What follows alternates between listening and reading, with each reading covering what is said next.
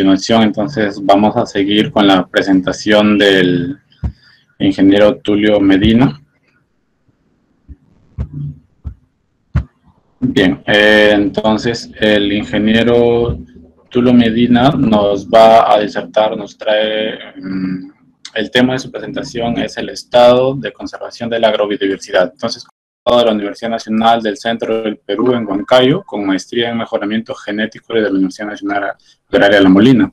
Cuenta con diplomado en enfoque de género por la Universidad Católica, así como en gestión ambiental y defensa de los recursos naturales por el Centro de Altos Estudios Nacionales. También cuenta con entrenamiento en gestión pública por la Universidad Católica, documentación en germoplasma en el Centro Internacional de Agricultura Tropical, Sistemas de Información Geográfica, ¿sí? Por el Centro Internacional de la Papa y facilitación en talleres para los agricultores por la FAO. Él cuenta con 15 años de experiencia en conservación in situ de recursos genéticos en el Instituto Nacional de Innovación Agraria, INIA, y 8 años en elaboración de líneas bases de la biodiversidad o de diversidad de cultivos del Ministerio de Ambiente. Entonces, ahora voy a dejar de presentar, perdón.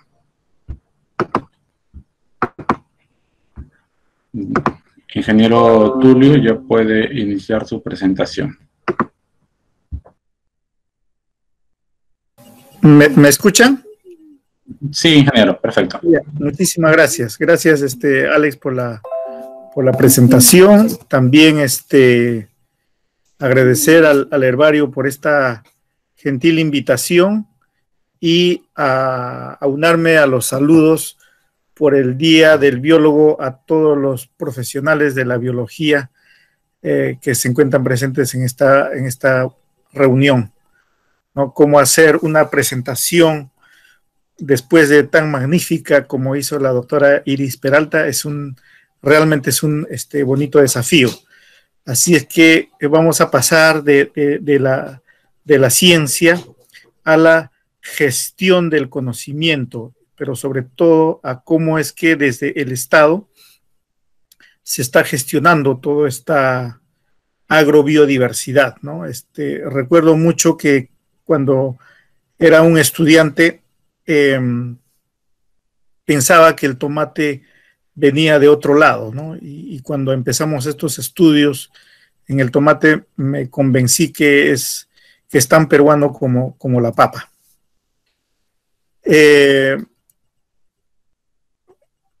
Iniciaré diciendo que en el Ministerio del Ambiente lo que estamos viendo es cómo es que no solamente los aspectos ambientales bastante conocidos como son la degradación, la polución, ¿no? El tema de los residuos sólidos o la expansión de la minería, digamos, ilegal, que aparecen todos los días en las noticias. No solamente vemos eso, sino también estamos bastante vinculados a la diversidad biológica. Y lo que voy a pasar a presentar está, digamos, orientado hacia la gestión de toda esa riqueza, ¿no? Somos un país reconocido como megadiverso y entonces eso definitivamente nos pone en una tremenda responsabilidad. En esa medida, ¿cómo es que tomamos decisiones por anticipado para convertirlas en reales, ¿no? Y en el caso de las especies, como ya nos ha presentado la doctora Peralta, ¿cómo es que vamos a conocer esa diversidad y gestionarla? En esa medida, pensando cómo están representadas no solamente las colecciones en los centros de conservación ex situ, sino cómo está representado eso en el espacio de todo nuestro territorio. Eso significa un tremendo desafío en recursos, actividades, la institucionalidad, en el contexto en que nos encontramos, ¿no? Por ejemplo, todo ese trabajo que hicimos, que ya lo mencionó la doctora Peralta, se hizo en un contexto de la antigua normalidad, ¿no? Ahora estamos haciendo los estudios en frijol, en ají, pero ya en la nueva normalidad, ¿no? Entonces, ese contexto juega mucho cuando se hace este tipo de emprendimientos. ¿Y cuál es la visión que tenemos? En un país megadiverso como el Perú, las visiones no son las mismas. También hay diversidad de visiones, como ya lo vamos a ver más adelante, ¿no? Entonces, ¿por qué hacemos todo esto? Porque en el Perú, tal como en la conversación que hizo Rodrigo a través de sus preguntas a la doctora Peralta, hubo un gran debate y continúa habiéndolo respecto a la tecnología de los transgénicos, ¿no? En el debate del siglo pasado y los primeros 10 años de este siglo, el resultado fue que el Congreso de la República tomó una decisión, ¿no?, de no permitir la liberación al ambiente de los transgénicos con fines de crianza o cultivo, ¿no? Pero esta decisión no fue para decir, bueno, se prohíbe y ya, no, sino que tiene 3 finalidades, ¿no? Desarrollar las capacidades nacionales, ¿no? Desarrollar los laboratorios para la detección de OM, por ejemplo, ¿no? Fortalecer las instituciones que van a hacer el control, que van a regular todo esto, toda esta tecnología, ¿no? Y una finalidad que también está contemplada en la norma es elaborar las líneas de base y realmente enfrentar esta tarea debido a la complejidad, porque somos un país mega diverso, no es una tarea sencilla, ¿no? De ellos se han priorizado 10 cultivos, ¿no? Y también a 2 grupos de crianzas, ¿no? Los peces ornamentales y la trucha. Como pueden ver en la presentación, ya hemos culminado los estudios en maíz y papa. Este año acabamos de culminar la publicación del algodón, lo vamos a presentar dentro de unos días, el 9 de diciembre específicamente. En este momento nos encontramos elaborando ya la publicación del tomate, de la calabaza, ¿no? Entonces, en general, de esta tarea que nos hemos impuesto para conocer qué es lo que debemos de proteger respecto a los OVM, podríamos decir que estamos en un 82% de avance en promedio, ¿no? En general, en algunos ya hemos concluido, en otros todavía estamos trabajando, ¿no? Entonces, cuando nos preguntan cómo está la conservación de toda esa diversidad, no podemos decir si está bien o está mal. Lo que tenemos que nosotros pensar entre todos es cuánto de esto conocemos, ¿no? Como les decía,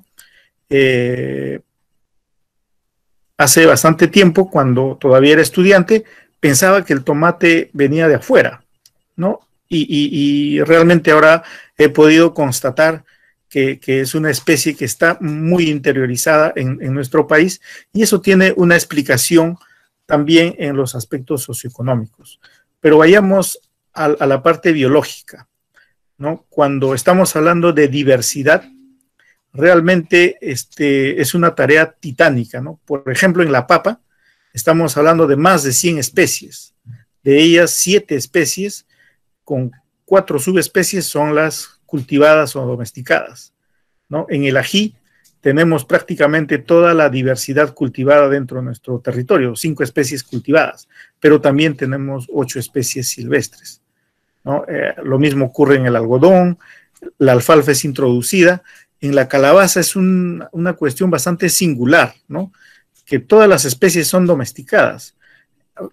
Prácticamente cuando concluimos los estudios de la diversidad de la calabaza, precisamente con el doctor Vázquez y el equipo que estábamos trabajando el tomate, pudimos constatar que sí existe una especie silvestre de cucúrbitas en nuestro territorio, ¿no?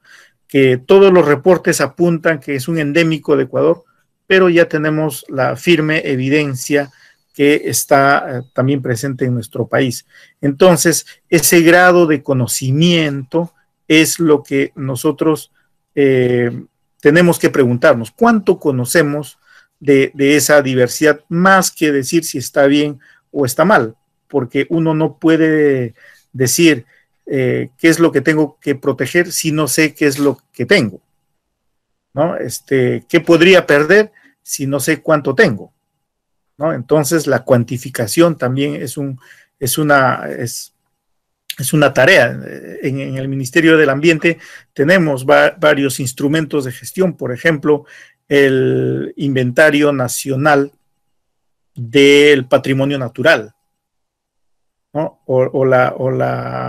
El Informe Nacional del Estado del Ambiente, ¿no? Entonces ahí tenemos que entrar a la contabilidad, ¿no? ¿Cuántas especies son? ¿Cuántas variantes son?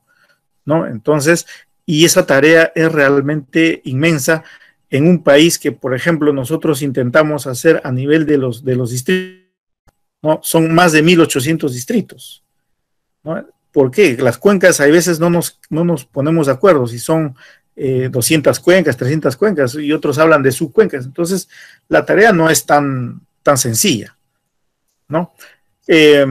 Uno de los aspectos que nosotros tenemos que también ver cuando nos acercamos al conocimiento de toda esta diversidad, por ejemplo, ahí les puedo poner como primicia el mapa de distribución de las especies de Solanum arcanum, que es el trabajo que hicimos entre el 2018 y el 2019 con el equipo del doctor Vázquez, con Rodrigo, ¿no? Estas especies, de alguna manera, están vinculadas a las poblaciones locales, ¿no? Ellos tienen algo que ver, tal vez no directamente. Lo que pasa es que no conocemos cuál es su relación. Entonces, tenemos que preguntarles, ¿no? No es lo mismo preguntar a un biólogo o a un agrónomo que preguntar a un agricultor o a un poblador nativo de la Amazonía, ¿no? Entonces, eso demanda también un esfuerzo adicional. Más aún que ahora, por ejemplo, en estos tiempos se acostumbra ya el consentimiento informado previo, cosa que no ocurría en el pasado, ¿no? También hemos desarrollado estudios de biología floral, ¿no? Para conocer cómo es que funciona este intercambio de los genes, ¿no? Cómo es que el polen va de un lugar a otro. Entonces, aquí, por ejemplo, en las cucurbitáceas, el tema de los polinizadores es central, ¿no? No es el caso, digamos, del tomate, pero en el tomate lo que hemos encontrado es que muchos de los estudios, digamos el 90% de los estudios, se han hecho bajo condiciones controladas, en invernaderos, muy pocos estudios en campo abierto, ¿no? Pero también las especies interactúan no solamente con las personas, sino también con todos los componentes del ecosistema, y para el caso de los cultivos, con el agroecosistema, ¿no? Entonces, hemos tenido que hacer muestreos, tanto del suelo, de las hojas, para ver cuáles son esos organismos y microorganismos que están vinculados a todas estas especies, ¿no? Y aquí les voy a mostrar dos ejemplos nada más de los resultados que hemos tenido, ¿no? Porque sería bastante largo hablar sobre los 10 cultivos que ya tenemos muchos resultados, ¿no? Por ejemplo, en el caso del algodón, estamos hablando de 3 especies que existen en nuestro territorio. 2 de ellas son nativos, ¿no? Que se han originado aquí en nuestro país, ¿no? El barbadense, que es domesticado, y el raimondí, que es un endémico silvestre, mientras que el hirsutum ha sido introducido de Mesoamérica, ¿no? Y entonces, ¿qué es lo que nosotros vemos normalmente, ¿no? Los cultivares convencionales, ampliamente conocidos, el pima y el tanguis, pero muy poco conocemos sobre los tradicionales, ¿no?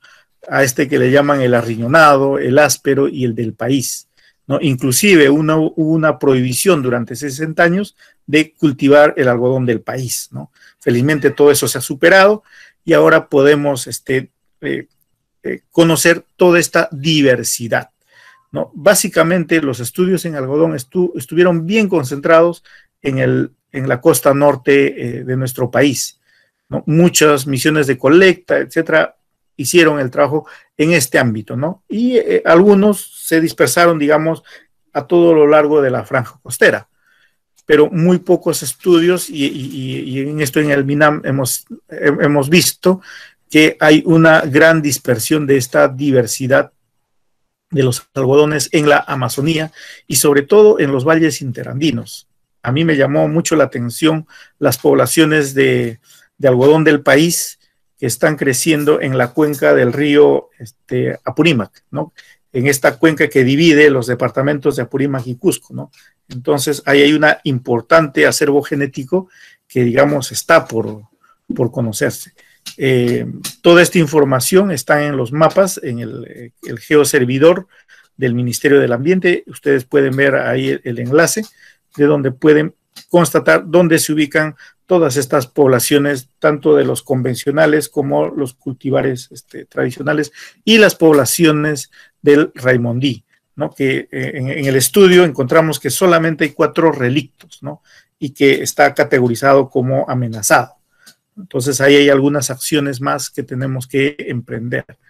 Bueno, repito, el 9 de diciembre vamos a hacer la presentación de los resultados de estos estudios a los cuales ustedes están invitados, ¿no? Esto es simplemente un preámbulo de esa presentación, ¿no?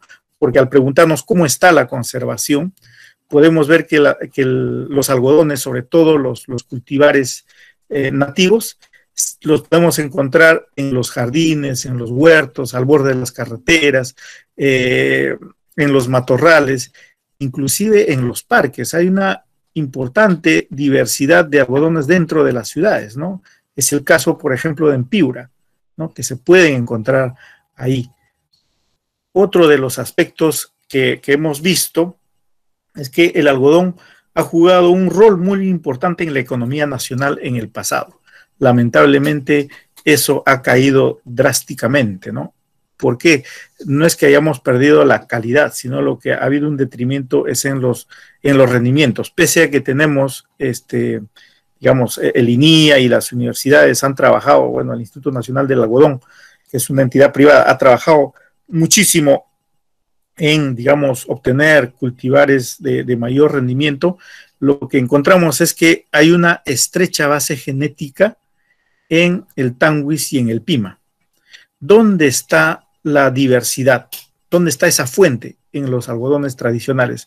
Y muy poco se ha hecho el mejoramiento genético. O sea, prácticamente es nulo el uso de esta diversidad, tal como nos lo señalaba para el tomate la doctora Peralta, ¿no? ¿Y quién lo cultiva? ¿Quién lo tiene? Estos algodones, ¿no? Entonces podemos ver que también el influjo de la modernidad y la globalización ha entrado fuertemente a las áreas rurales, ¿no? Y entonces eso ha hecho que haya esta divergencia entre, habiendo una riqueza en términos de agrobiodiversidad, hay pobreza en términos monetarios, en términos de necesidades básicas insatisfechas, ¿no? Y entonces ahí nos estamos preguntando cómo es que vamos a hacer la transferencia de tecnología, ¿no? ¿Cuáles son esos medios, ¿no? Para eso tenemos que ver cómo es que se comunica el agricultor, cómo es su nivel de educación formal, teniendo presente que tiene un gran conocimiento tradicional. Y ahora veamos específicamente lo del tomate, ¿no? Y esto resulta muy, muy interesante y aleccionador, ¿no? Ya lo dijo la doctora Peralta, yo no lo voy a repetir. En nuestro territorio podemos encontrar 14 especies, 11 de ellas son las que están vinculadas estrechamente al tomate, son lo que la doctora Peralta nos dijo, son tomates, y 3 especies son, digamos, que pertenecen al pool secundario, ¿no? Y acá lo que podemos añadir es que más de 55 caracteres para los cultivares modernos del tomate han sido aportados por estas especies silvestres. Inclusive hay estudios que nos señalan la trazabilidad, ¿no? ¿Qué características han sido extraídas de Chmielewski, de Cornelio Müller y de Abrocaites, ¿no? hay estas publicaciones y podemos nosotros decir cuánto ha sido la contribución de esta diversidad al agronegocio global. Fíjense que solamente el año 2019 se transaron en el mundo 6 billones de dólares en una agroindustria vinculada al tomate, ¿no? Es una agroindustria que mueve más que el ají, que mueve más que todas las hortalizas, ¿no? Y todo eso, ¿en qué se sustenta? En esta diversidad. O sea, esto tiene un impacto directo en la economía y es algo que nosotros, es un reto conocerlo, ¿no? Fíjense, todos concuerdan, todos los científicos, toda la evidencia científica concuerda en el origen sudamericano de los tomates. Lo que está en cuestión es la domesticación, ¿no? Eso parecería un tema de orgullo nacional, un tema solamente de prestigio, pero no es así. Eso tiene también un impacto directo sobre la economía, ¿no? En el caso de la papa, nadie discute que la papa sea originado y domesticado en Sudamérica, específicamente en los alrededores del lago Titicaca, ¿no? Y eso ha hecho que en la actualidad tengamos miles de cultivares nativos. Miles, se cuentan por miles, ¿no? Los científicos no se ponen de acuerdo si son 3.500, si son 4.000, si son 5.000. Y cuando hacemos esa misma revisión para el tomate, es casi nulo, ¿no? Nosotros los hemos encontrado algunos cultivares nativos que, digamos, no son reconocidos como tal, que están en todo lo que podríamos llamar, parafraseando a Pulgar Vidal, en la Rupa Rupa, ¿no? En San Martín, en Ucayali, en Madre de Dios, en Cusco, en Junín, ¿no? En toda la Rupa Rupa de estos departamentos podemos encontrar, es lo que hace un momento preguntaba, ¿no? El ceraciforme. Ahí se está cultivando. En la foto del centro, tal vez ustedes no lo puedan reconocer bien, pero esta foto se tomó en un lugar que se llama Pucallpío, cerca a la ciudad de Pucallpa, que es una zona hortícola, ¿no? Entonces, en la foto se ve una canoa elevada. Entonces, cuando fuimos al lugar, le preguntamos a los agricultores, ¿y por qué tienen esa canoa ahí arriba? ¿No? Entonces nos dijeron, ahí cultivamos tomate.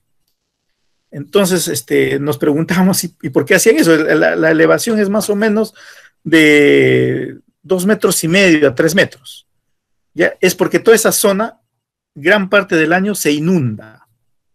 Entonces ellos, para tener su cosecha de tomate, lo cultivan en esta canoa, ¿no? Y ellos están haciendo todo un trabajo de mejoramiento, o sea, están seleccionando, ¿no? Y tienen ahí sus tomatitos que le llaman arriñonado, riñón o regional, ¿no? Es una tarea bien interesante, este trabajo que los agricultores están haciendo con el tomate en la actualidad, o sea, continúan el proceso de domesticación.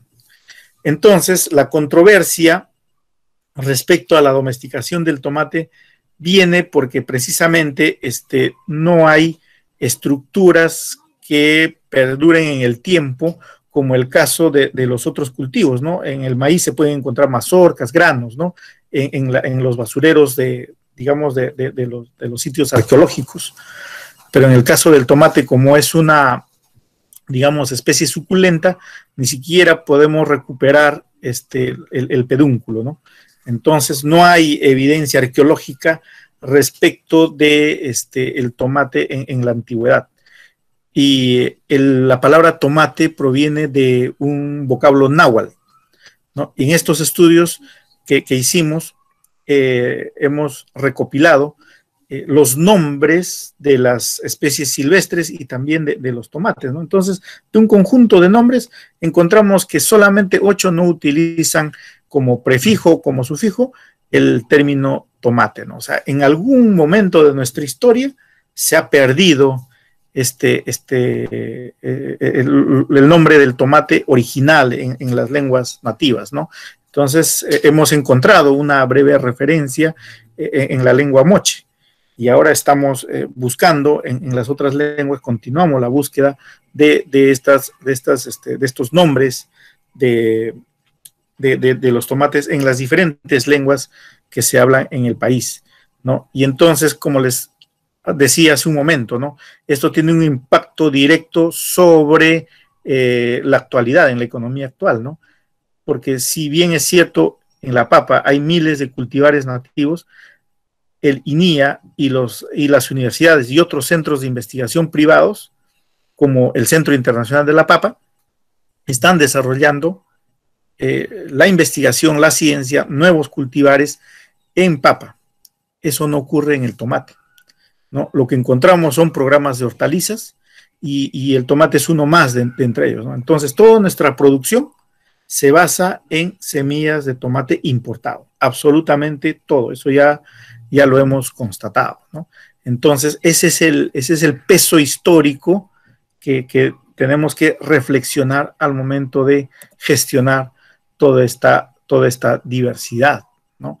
Y si desde el Ministerio del Ambiente proponemos las soluciones basadas en la naturaleza, esto no es una tarea solamente del Ministerio del Ambiente, es todo el Estado en su conjunto y también las poblaciones locales, ¿no? Las comunidades campesinas, las comunidades nativas. Y hay un ente que siempre tenemos que tener presente, los mercados, ¿no? ¿Qué cosas se está transando en el mercado? Muchas veces las fuerzas del mercado hacen que nos distraigamos, ¿no? Y entonces estamos trabajando bien en cuáles podrían ser los mercados alternativos. Por ejemplo, ¿será posible crear un mercado de la conservación? O sea, vender la conservación de toda esta riqueza, así como se venden bonos de carbono, por ejemplo. Entonces, es una tarea en el cual nos estamos nosotros orientando, ¿no? ¿Y cómo es que lo estamos haciendo? Desde la zonificación ecológica y económica y el ordenamiento territorial, ¿no? Conocer cómo está distribuida esta diversidad, dónde se encuentra, para tomar decisiones informadas, ¿no? Ya estamos avanzando. Este año ponemos a disposición de toda la comunidad científica la línea de base del algodón. Esperamos que en el primer trimestre del próximo año estemos haciendo lo propio con el tomate. Todo lo avanzado, los estudios que hemos hecho, ustedes los pueden encontrar en el portal del Ministerio del Ambiente, que se denomina Bioseguridad MINAM, ¿no? Ahí pueden encontrar los informes, las publicaciones que estamos llevando adelante, ¿no? Y todo esto estamos avanzando hacia un estudio de análisis espacial de dónde estaría la mayor concentración de toda esta diversidad, ¿no? Esto significa hacer distintas pruebas, ¿no? Y todo esto se hace mediante el modelamiento, ¿no? Como ahora ya los programas en sistemas de información geográfica son bastante comunes, digamos así, nos permiten hacer estos trabajos, estas simulaciones, ¿no? Entonces, para el caso del maíz, hicimos una primera aproximación a nivel de los distritos donde se cultiva maíz y vimos que esta diversidad, si bien es cierto, podíamos identificar dónde se concentraba, pero cuando solicitamos la información de las parcelas donde se cultiva maíz al Ministerio de Agricultura, ellos tuvieron a bien brindarnos esta información y pudimos ubicar con mayor precisión dónde hay una mayor concentración de las razas del maíz, ¿no? Y están básicamente hacia el norte del país, ¿no? Lo mismo hemos estado haciendo con el caso de la papa, ¿no? Entonces, cuando hacemos el estudio a nivel de los distritos, nos da una información bastante gruesa, mientras que a nivel de las parcelas de cultivo, o sea, de las chacras, podemos hacer una identificación mucho más precisa. Entonces, esto está más o menos distribuido, en el caso de la papa, en el macizo andino, entre La Libertad y Apurímac, ¿no? Y eso es algo que nos ha llamado la atención, porque si tenemos en cuenta que el centro de origen primario y de domesticación de la papa, como les repito, fue alrededor del lago Titicaca, Pero ahora ahí no está concentrada la mayor diversidad, sino se ha extendido a lo largo del macizo andino. ¿Y eso por qué? Son precisamente las decisiones que toman los propios agricultores, ¿no? Ellos, por sus usos y costumbres, están llevando esta diversidad de un lado para otro. Y ahí hay una dispersión, digamos así, de toda esta diversidad. Finalmente, ¿por qué hacemos todo esto? ¿No?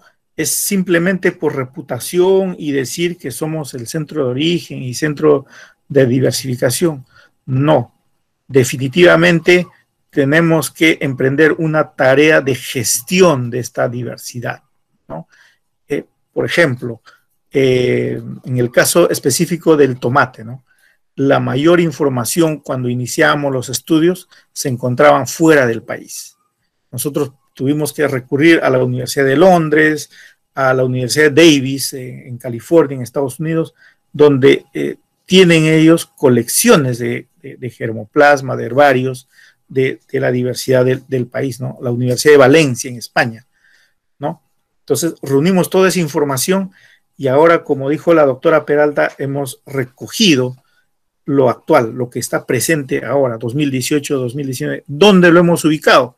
En el herbario de la Universidad Pedro Ruiz Gallo, ¿no? Entonces, podríamos decir desde el Ministerio del Ambiente que la diversidad actual y completa del tomate está en el herbario de la Universidad Pedro Ruiz Gallo, ¿no? Entonces, eso es un material valioso que no debiera quedar ahí, que eso tiene que estudiarse, ¿no? Estamos viendo ya, y eso es una comunicación directa a los responsables del herbario para continuar con estos trabajos y hagamos la digitalización de todo este material, porque todo esto tiene que estar al servicio de la comunidad científica nacional e internacional, ¿no?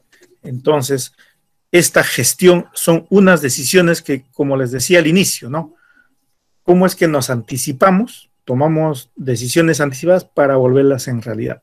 ¿Será posible posicionar el herbario de la Universidad Pedro Ruiz Gallo como, digamos, el punto focal en la diversidad del tomate?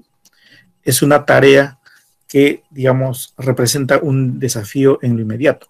Pero así como lo estamos haciendo con el tomate y la Universidad Pedro Ruiz Gallo, pretendemos hacer lo propio, por ejemplo, para el caso de los frijoles con la Universidad Nacional del Centro, ¿no? En Huancayo, ¿no? También hemos trabajado con las calabazas y está el herbario MOL de la Universidad Nacional Agraria de La Molina. Y todo el germoplasma que se está reuniendo está yendo directamente al Instituto Nacional de Innovación Agraria, que tiene el Banco Nacional de todos los recursos genéticos del país por mandato de ley, ¿no? Y ellos tienen un presupuesto, tienen personal que se dedica a esto, ¿no? Entonces, esta es una manera de fortalecer la conservación ex situ, ¿no? Pero también tenemos que trabajar para ver cómo es que el agricultor, ese agricultor que su antepasado domesticó estas especies, y que se debate entre la pobreza y la pobreza extrema, qué herramientas les vamos a dar, ¿no? Felizmente que el 2016, luego de más de 10 años de trabajo interinstitucional entre varios sectores, con el Ministerio, bueno, esa vez no había el Ministerio de Cultura, pero con el Ministerio de Agricultura, el Ministerio del Ambiente, el Ministerio de Comercio Exterior y Turismo, impulsamos una norma para la creación de zonas de agrobiodiversidad, ¿no? En 2016 se promulgó la norma. Este año ya tenemos 3 zonas de agrobiodiversidad reconocidas, ¿no? Sería interesante tener en el departamento de Lambayeque por lo menos una zona de agrobiodiversidad, por ejemplo, para los tomates, ¿no? Y ver que dotarles a los agricultores de instrumentos, ¿no? Como les digo, en un futuro sobre estos mecanismos de retribución por los servicios de conservación, ¿no? Y eso es realmente un tremendo desafío, ¿no? Donde tienen que participar los economistas. Estamos trabajando con la Dirección General de Financiamiento del Patrimonio Natural del Ministerio del Ambiente para ver cómo es que modelamos todos estos factores que nos permitan orientar la política pública, ¿no? O sea, no es solamente decir que somos un centro de origen, un centro de diversificación, sino es como tornamos esta ventaja comparativa en una ventaja competitiva. Muchísimas gracias.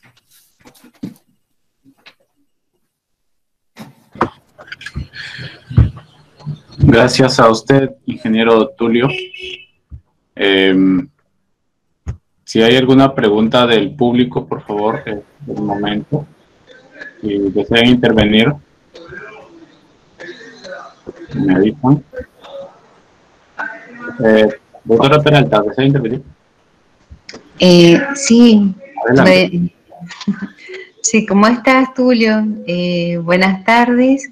Y bueno, repito mi felicitación por todo lo que están haciendo. Mucho esfuerzo, mucho trabajo, pero a mí me alegra mucho que Perú esté recuperando sus recursos genéticos, haciendo este trabajo de línea base para reconocer dónde están los recursos, cómo conservarlos, tanto in situ como ex situ. Y sinceramente, bueno, lo que ustedes necesiten, yo los voy a apoyar porque los tomates también son mi pasión, así que cuenten conmigo.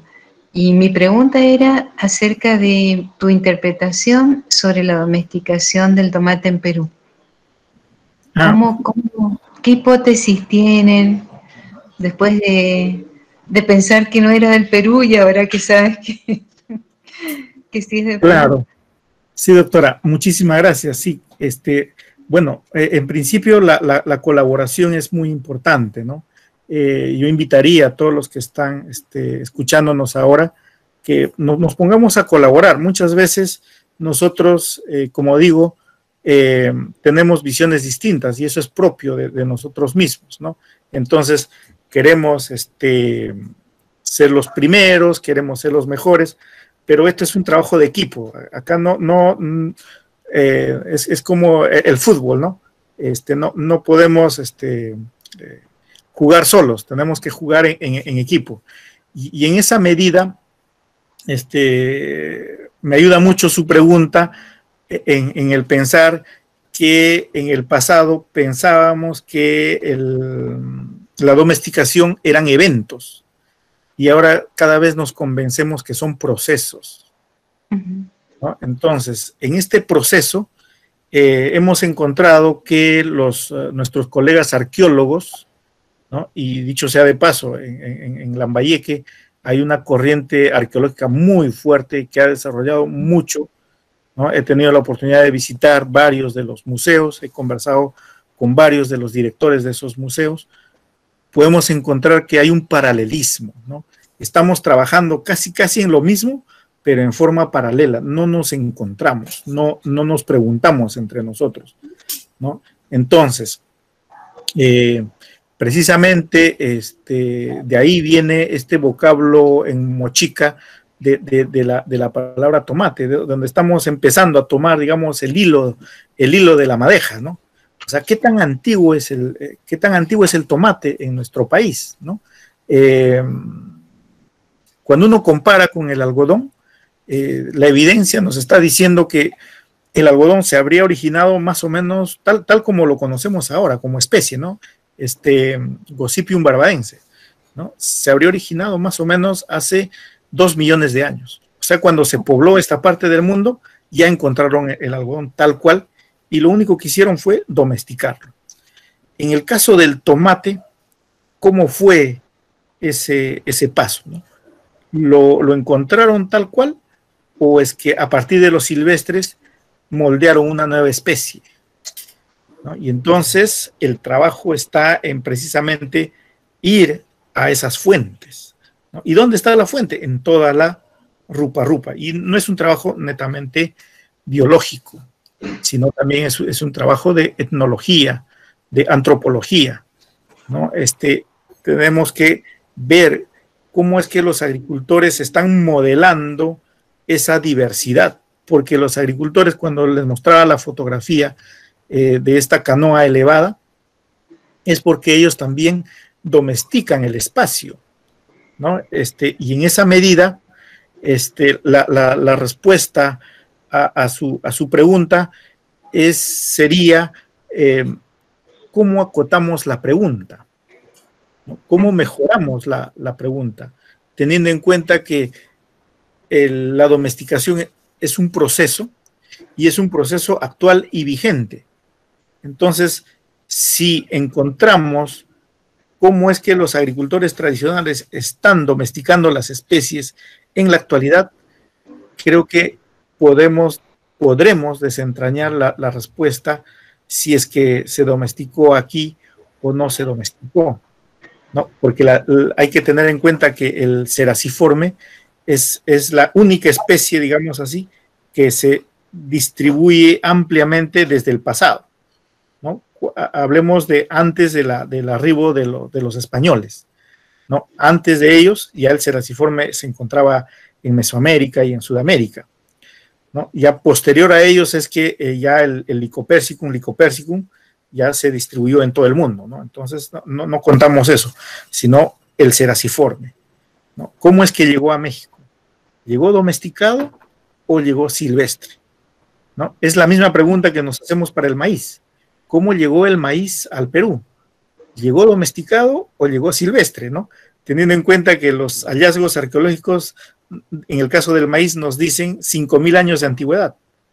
Y en el caso de México, se está hablando de entre 3.500 a 4.000 años, si es que no me equivoco en las cifras, ¿ya? Pero hay publicaciones que están hablando firmemente que los maíces peruanos serían un poco más antiguos que los mexicanos, pero todos reconocemos que el maíz se originó y domesticó en México, ¿no? Entonces la pregunta habría que acotarla, ¿no? ¿Cómo es que llegó aquí, domesticado o silvestre? De la misma manera en el tomate, ¿cómo es que llegó a México? ¿Domesticado o silvestre? Entonces yo creo que si acotamos nuestras preguntas, vamos a poder tener respuestas más concretas, ¿no? Y esta es una pregunta muy válida en el sentido nuevamente de la economía actual, ¿no? ¿Cómo podemos aprovechar mejor estos recursos genéticos, ¿no? Hace un momento Rodrigo preguntaba sobre el uso de los transgénicos, ¿no? Entonces, la respuesta suya ha sido bien clara, ¿no? ¿Los necesitamos? Entonces, para ver si es que necesitamos los transgénicos o no, primero veamos nuestros silvestres, ¿no? ¿Cuánto los podemos utilizar? ¿No? Entonces, yo creo que si podemos hacer un uso eficiente y más intenso de esta diversidad, yo creo que los transgénicos pueden esperar un poquito. Uh-huh. Gracias, doctora, por su pregunta. Sí, Tulio, yo quería solamente agregar que, bueno, hay muchas preguntas abiertas que hay que también acotar, pero a mí me da la impresión de que este proceso continúa, como dijo usted, desde hace mucho tiempo, que tal vez no seamos tan conscientes de que realmente nunca se interrumpió, que esa continuidad, por ejemplo, cuando yo visité Lambayeque, comprendí mejor la cultura moche. Ahí me contaron que se utilizaban estos frutitos para determinados platos también, que llamaban de cultura moche. Entonces, posiblemente ese intercambio entre pueblos de la costa, pueblos amazónicos, pueblos andinos, fue un proceso que ocurrió a lo largo de mucho tiempo, y eso también podría explicar la distribución de todos esos ceraciformes, que yo creo que tendríamos que ponerle otro nombre al ancestral, porque claro, se confunde.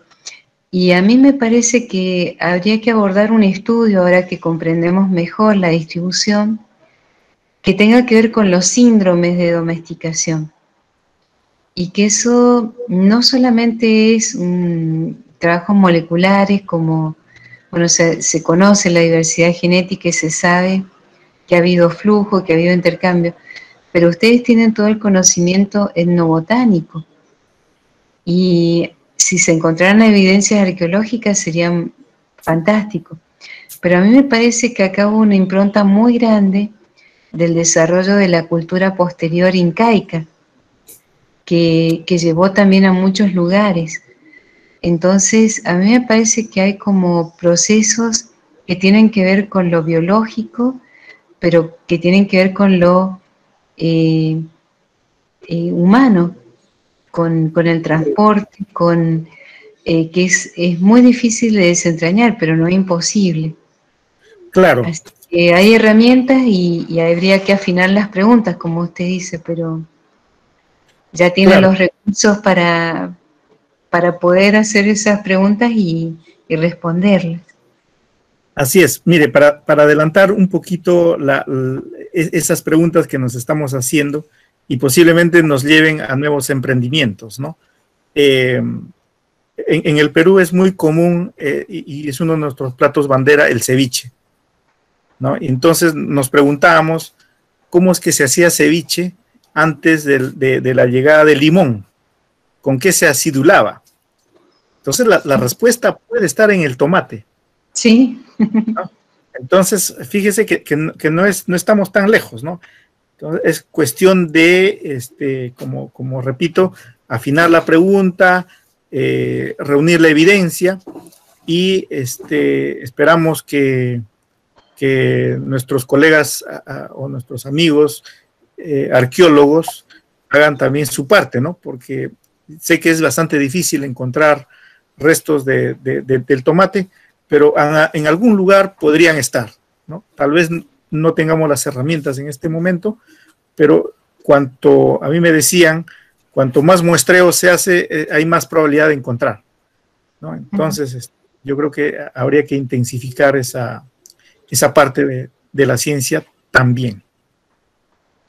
Y la última pregunta es, ¿por qué comen tan poco tomate en Perú? Ah, claro, sí. Bueno, nuestra estadística realmente no muestra lo que realmente consumimos. Sí, ¿no? Porque muchas veces lo he podido constatar, ¿no? Sobre todo con el Ceraciforme, ¿no? Y para el caso del norte peruano, con el Pimpinellifolium, ¿no? Hay platos que se hacen con Pimpinellifolium, ¿no? Pero eso no está dentro de la gastronomía. Claro. ¿no? Y mucha gente todavía que tiene este tipo de preferencias es bastante exclusivo, ¿no? Entonces, no hay una estadística, digamos, de la producción de Ceraciforme para decir cuánto estamos consumiendo. Lo único que tenemos es la estadística del Lycoperdicum, ¿no? Y entonces, como es una producción mínima, digamos, comparado al de la papa, ahí hay algo como que está enmascarado, ¿no? Entonces, sí, efectivamente, hemos estado conversando con nuestros colegas del Ministerio de Agricultura para ver cómo es que se incluyan nuevos rubros en la estadística agraria, ¿no? Pero eso demanda un esfuerzo tremendo. Por ejemplo, se está planificando ya el nuevo Censo Nacional Agropecuario, ¿no? Entonces, hacer una pregunta cuestan varios millones de soles, así que la tarea no es tan sencilla, ¿no? Pero ahí vamos avanzando. Yo creo que este grupo con el que se está trabajando intensamente, el herbario PRG, creo que es una muy buena experiencia de trabajar, y la colaboración suya, por supuesto, de la doctora Sandra Knapp, con la que compartimos al inicio de estas investigaciones, han sido bastante aleccionadoras y creo que con la colaboración de otras disciplinas vamos a poder desentrañar mejor digamos, vacíos en el conocimiento que tenemos, ¿no? Y esto nos va a llevar definitivamente a consumir más tomate, ¿no? No, se lo digo con bastante, digamos, optimismo, porque el año 2008 se celebró el Año Internacional de la Papa en todo el mundo, y eso fue propuesto por la FAO, ¿no? Y el año 2008 en el Perú se consumía más o menos 60 kilogramos por persona al año de papa, y tras el Año Internacional de la Papa se pasó a 80 kilogramos, ¿no? Entonces, cuando converso con mis colegas del Ministerio de Agricultura, ¿cuál es nuestra meta? 120 kilogramos año por persona, ¿no? Que era en la década de 1950, ¿no? Ahí tenemos una estadística y ahí podemos fijar una meta. En el tomate no tenemos esa línea de base, digamos así, ¿no? Recién la estamos haciendo, así que por eso creo que podemos tener bastante optimismo con este cultivo que es muy delicioso, dicho sea de paso. Bueno, gracias Tulio y felicitaciones nuevamente. Gracias, doctora. También los esperamos por aquí. Aquí en Mendoza hay un programa de mejoramiento de tomate. Se podrían hacer colaboraciones, como usted dice, y bueno, colaborar entre países para mejorar también nuestros propios cultivares, ¿no? Generar nuestras propias semillas. Perfecto, doctora.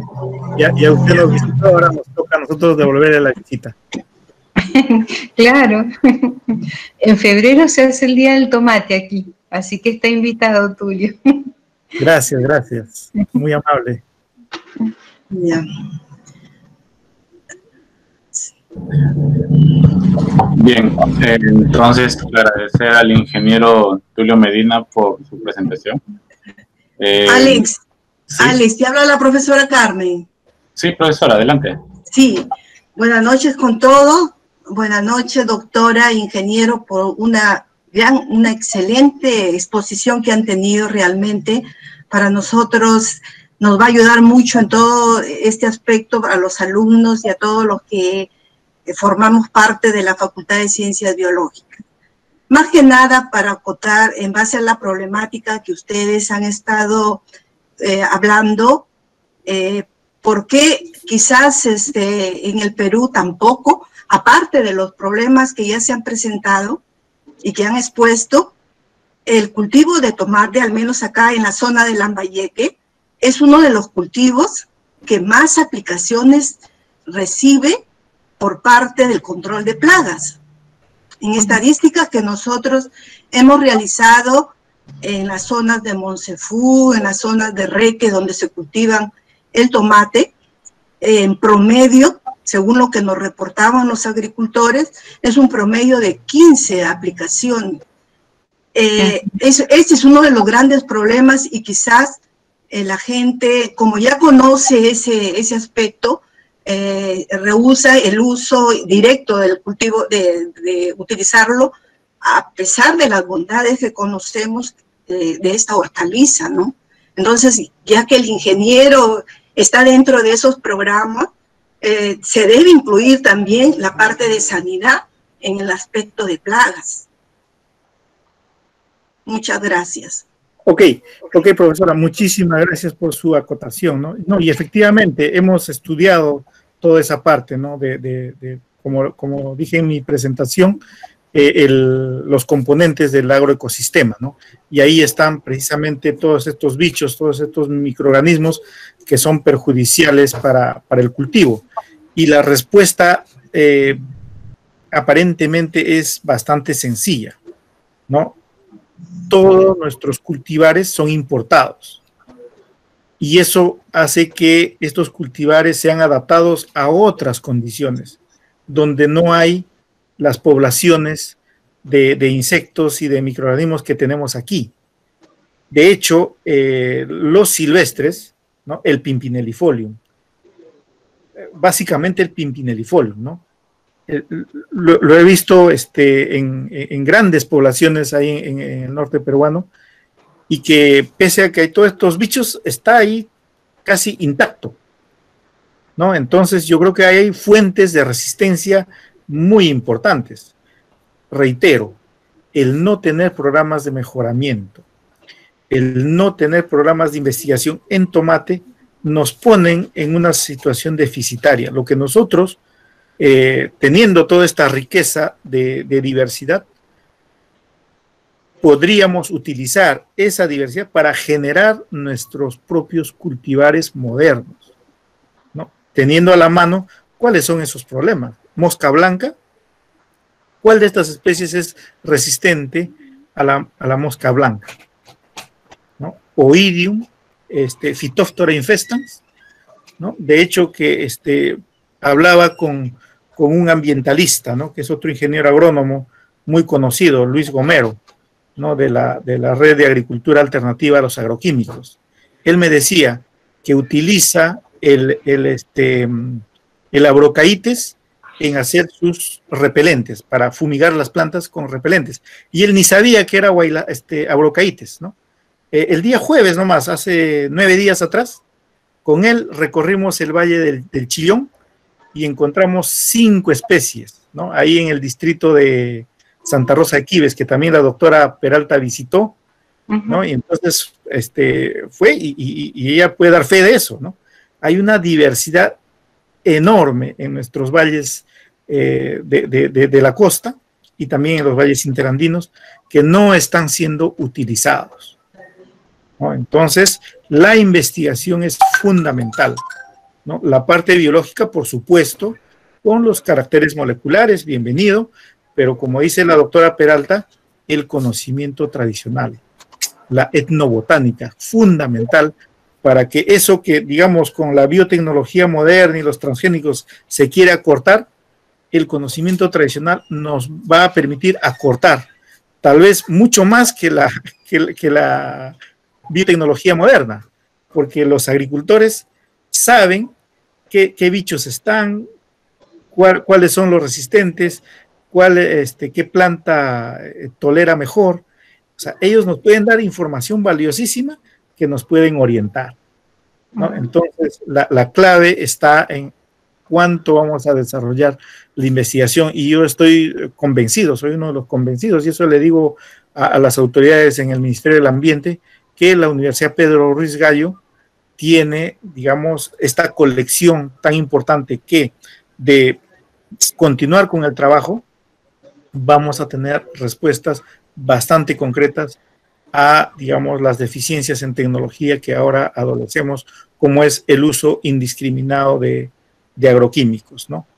Creo que la investigación biológica es muy importante y ahí vamos a encontrar las respuestas a estos problemas. No sé si Gracias. Tulio, yo quería agregar algo en relación también al uso de las especies silvestres, en relación a las plagas, también factores bióticos y abióticos. Se usan portainjertos, que también hay muchos comerciales y se hacen con especies silvestres.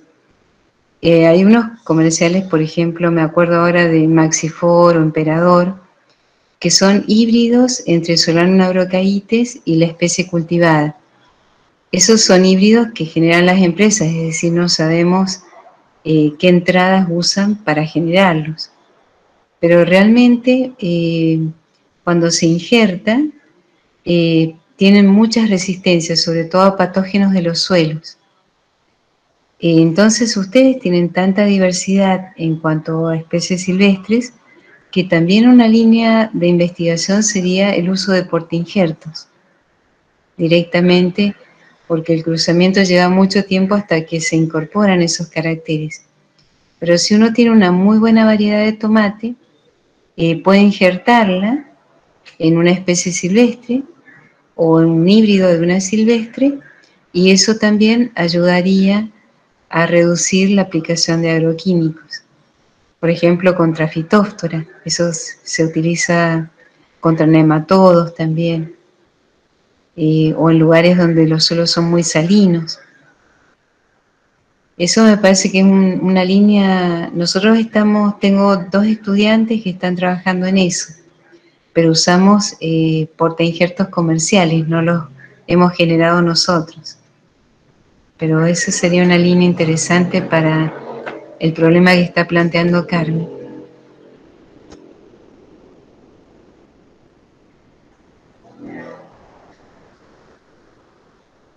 Muchas gracias por sus aportes. Bien, para continuar la intervención del doctor Leopoldo. Doctor. Buenas, ¿qué tal? Buenas noches. ¿Me escuchan? Sí. ¿Me escuchan? Doctora, buenas noches. Buenas noches, Leopoldo. ¿Cómo está usted? Muy bien. De Argentina? Feliz día. Se murió Maradona. Se murió Maradona. Qué pena, para todo el mundo. ¿No? Sí. El ingeniero Tulio, también le saludo al ingeniero Tulio, desde Chiclayo, él está en Lima. Miren, estaba atento toda la exposición y bueno, para que la gente que participa entienda cómo se está trabajando en el conocimiento de nuestros recursos genéticos y parientes de las plantas cultivadas, que lo está haciendo el Ministerio del Medio Ambiente y que nosotros somos consultores del Ministerio en maíz, en algodón, en tomate, ¿no? Y en este caso último del tomate, siempre mi duda, mi preocupación, el tomate, nosotros hemos visto en la selva el tomate ceraciforme, el nativo, allá es consumido y cultivado y cuidado por la gente, y eso no es de ahorita. Eso allá se come el tomate antes cuando no llegaba el tomate cultivado a la selva, tradicionalmente hayan usado el tomate en la cocina, el tomate ceraciforme. Ahora, hemos visto también en este tomate de que cuando cae en buen terreno y se cuida, los frutos no son del mismo tamaño, son más grandes. Entonces un manejo cuidadoso de este tomate hace que los frutos se hagan más grandes. Y lo que pasa es que dice que de aquí se fue a México y los mexicanos lo hicieron grande y de ahí se fue a Europa. Yo pienso que el tomate se fue de aquí del Perú. Lo que pasa es que los mexicanos son dueños de todo. En el caso, por ejemplo, de que el pariente más cercano que aporta con el genoma D del algodón es un algodón peruano, el Gossypium raimondi, y está estudiado ya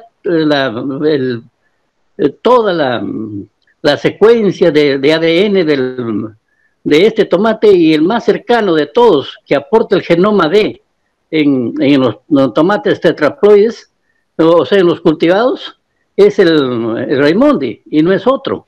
Lo han estudiado en Australia, lo han estudiado los chinos, lo han estudiado los rusos, lo han estudiado los españoles, en Estados Unidos. Solo los mexicanos dicen que no, que el antecesor del productor, el que da el genoma D es Gossypium gossipioides de México. Pero cuando hacen los cruces es difícil, y cuando hacen las pruebas, en cambio con el Gossypium raimondi es más claro, y lo dicen todos los investigadores hasta el día de hoy. Y es un recurso que lo tenemos totalmente amenazado, y que sería un tema aparte tratar de este algodón nativo del Perú, que es un antecesor y probablemente un material genético que nos va a servir para el futuro. Y no está totalmente reportado, ¿no? Está simplemente estudiado muy poco. Lo han sembrado mucho en el extranjero para estudios. Aquí en el Perú recién nosotros hemos hecho algunas plantaciones, pero bueno, así están las cosas. Estoy viendo ahorita que se está trabajando en ají, se está trabajando en frijoles, y esos son nuestros recursos genéticos que tenemos, y que después ya se va a esclarecer cómo nos encontramos con estos alimentos. Gracias, doctora, por participar siempre, y siempre con la idea de que en alguna oportunidad lo vamos a invitar para buscar el Solanum juglandiflorum, que no lo hemos encontrado porque no nos tocó la zona de la selva norte. o de la CG Selva, la Rupa del Norte, en donde sí existe referencias de su existencia, pero que hay que buscarlo. El resto lo hemos encontrado en las prospecciones y realmente hemos definido y hemos esclarecido de que en el libro rojo están como amenazados, pero no están amenazados, hay bastante. Gracias, doctora, gracias, ingeniero Tulio. Gracias por el herbario. Y feliz día del biólogo para todos los colegas que están escuchando. La profesora Carmen Calderón, que nos está ayudando. Gracias. Hasta luego. Gracias a usted, doctor, por su participación. Igualmente, un saludo por el Día del Biólogo. Bien, agradecer en todo caso, si no hay más intervenciones del público asistente, agradecer a los dos participantes por las excelentes ponencias que nos han venido a presentar el día de hoy. Y si tienen algunas palabras finales antes de dar pase al decano para clausurar ya este evento. Sí, buenas noches y muchas gracias nuevamente y felicitaciones por todo el trabajo que están haciendo en Perú y especialmente a los biólogos en su día. Bueno, buenas noches. Gracias, doctora. Gracias también de mi parte por la gentil invitación y siempre reiterarles que desde el Ministerio del Ambiente estamos muy atentos a lo que está pasando en nuestro país y nos interesa mucho el herbario PRG, ¿no? Cómo fortalecerlo, porque estamos convencidos que es parte de la solución. Gracias.